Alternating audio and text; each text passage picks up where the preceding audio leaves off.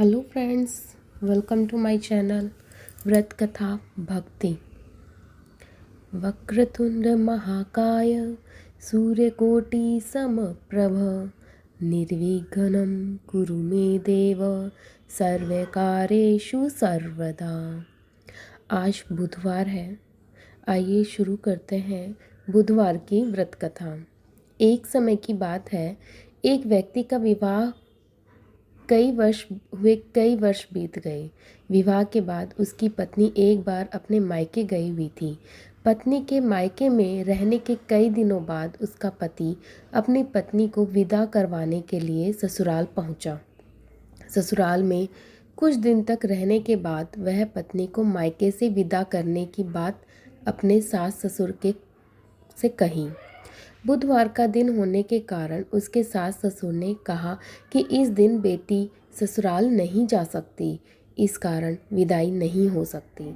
लेकिन वह व्यक्ति नहीं माना और अपनी पत्नी को मायके से विदा कराकर अपने घर की तरफ ले आया, चल दिया।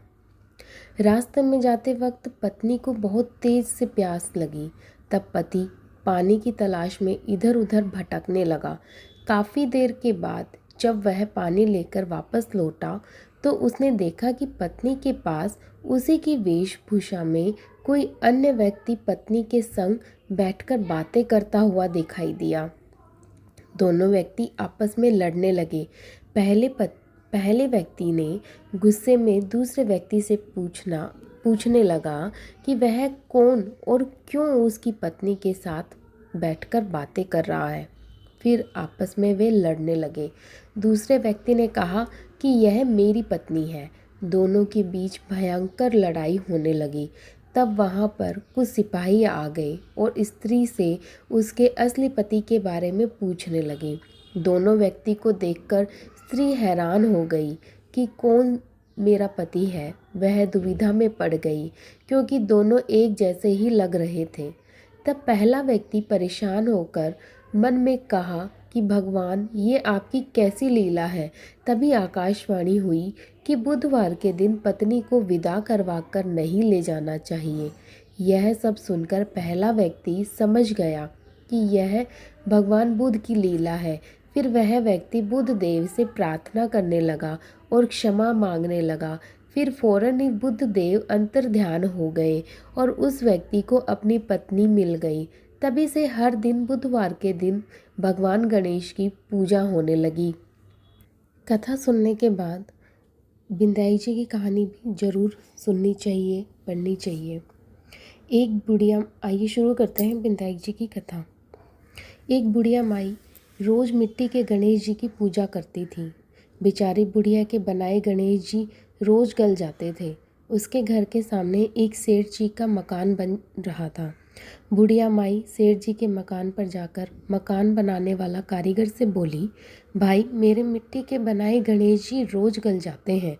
आप मेरी पूजा के लिए पत्थर से एक गणेश जी बना दो, आपकी बड़ी कृपा होगी। मकान बनाने वाला कारीगर बोला, माई, जितनी देर में मैं तुम्हारे लिए गणेश जी बनाऊंगा उतनी देर में तो सेठ जी की दीवार पूरी कर देंगे। बुढ़िया यह सुनकर दुखी मन से बोली, राम करे तुम्हारी दीवार टेढ़ी हो जाए, और अपने घर वापस आ गई। अब उनकी दीवार टेढ़ी हो गई। वो चीने और ढा देवे। दीवार पूरी करते करते शाम हो गई, परंतु दीवार बनने से पहले ही टेढ़ी हो जाए। शाम को सेठ जी आए और पूछा कि आज कुछ काम नहीं किया। तब मकान बनाने वाला कारीगर ने बुढ़िया माई की बात बताई तो कहने लगे, एक बुढ़िया आई थी, वो कह रही थी कि मेरे पत्थर का गणेश घड़ दो। हमने नहीं घड़ा तो उसने कहा तुम्हारी दीवार टेढ़ी हो जाए।